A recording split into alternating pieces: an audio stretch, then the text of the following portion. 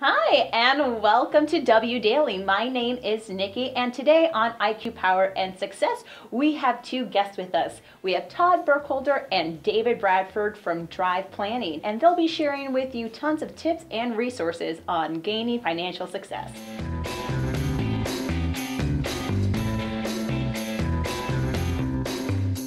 Welcome back, and we have our two guests here today. We have Todd and David. Now, can you both tell us what you do? Yeah, sure. Thank you, Nikki. We are both with Drive Planning, and Drive Planning is a firm in the business of helping people determine their financial path and becoming successful as a whole person. Okay, and what does that entail? So we like to say it's an intentional process because most people quite frankly, they let their life get in the way of doing the things that they really ultimately want to do. And so we take an intentional approach, meaning every 90 days we revisit with a person their health, their relationships, and their personal finances. And we talk about what are over the next 90 days, how can we be intentional and really move the needle and impact those three areas. How did you get into this? Great question. I've been doing this for 20 years now, and what I saw was that people could be very successful, but only monetarily. And we helped people over the years create tons and tons of wealth, but they weren't always happy. And so David and I together, we stepped aside and said, okay, how do we create a successful person? And through research, through marketing and polling and different things, we come up with these three tenets of a really successful person is healthy. They have more bandwidth at the end of the day. They don't snap at the people that they say they love the most at the end of the day. And they also have really good communication skills relationally. And so we dig deep into cognitive testing, into relational testing, and talking about how are you communicating with those people that you love. And the last thing is being financially free.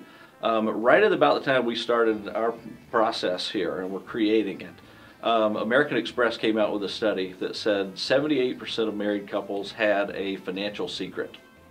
Scary, right? Okay. Yeah. One of the people in the group had a financial secret. The study went on to say that 50% of couples, one or more of the people, something about that other spouse or partner of theirs really aggravated them about the way that they handled money, so much so that it created fights and created tension in the relationship. Right. And so all of those things kind of built on our personal experience and background have led us to this point of really trying to help people be successful. And that's one of the things that we wanted to kind of set ourselves apart from, the financial planners. Right. Because so many of the people that we meet, I've got a financial planner, I've got a wealth manager person. Right. We really focus on innovation, really focus on thinking outside of the box. And part of that is I don't know of any actually, other than the 20-something that's now a life coach. Right, yeah, that guy. But it's trying to bring the two together. So a way to summarize what Todd was saying is we've kind of made it kind of a mantra, is we want our clients to be relationship rich, physically fit, and financially free. Okay. And so those are the three targets we hit. And when you have all three of those, people can see, and I think in our society now, the old idea that you're successful because you've got money, I think that's gone. Right. Wouldn't you agree? Yes. It's passé. People are looking for something real. People are looking for something authentic. And just because you have a BMW or just because you have a wad of cash in the bank or whatever, people say, no, there's got to be more. There's got to be more. Well, and so that's what we're trying to do. I mean, of course, there's the, money doesn't bring you happiness, mantra there. Yeah, for sure. Yeah. For sure. It helps. Right. It helps. It helps. But again, helping couples, helping individuals figure out what is it that I really want out of life. And so we dig deep and talk about mission statements, personal statements of what does their success look like. Okay. Now, I'm going to get personal with y'all here. So how did you get into this? Going back to just kind of life experience of knowing people, being a person that has made tons of money over the years.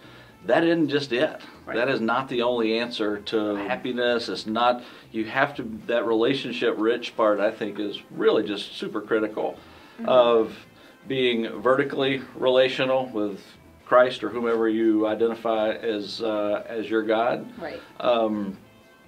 that has to be present. It has to be present in somebody's life. The reason how we got into it was we were in a small group together, and I was training for the CrossFit Games until I got a shoulder injury, and I wasn't.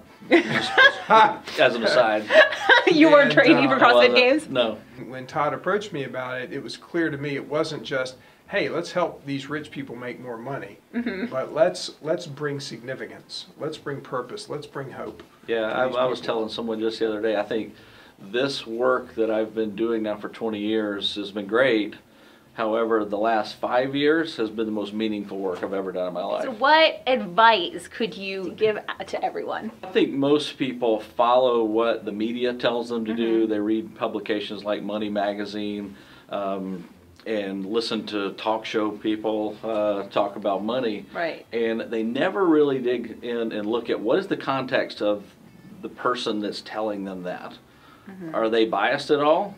Because if you look at Money Magazine, almost every article that you see has a slant towards something. Right.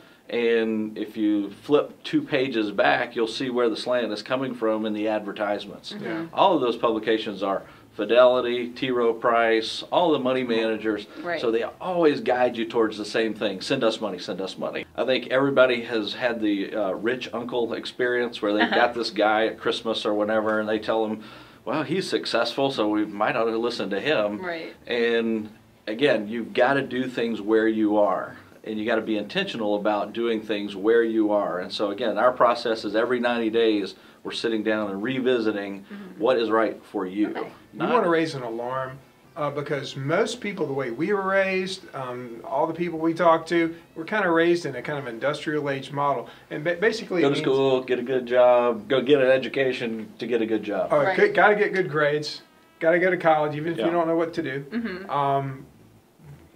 Put in there, walk out with $80,000 to $100,000 of debt that you're going to carry around with you into your marriage, into your first children for a long time. Right. But most people usually only have 4 tools. It's a checking account, a savings account, 401k. a 401k, and they've heard a little bit about real estate, but they don't know much about it. Right.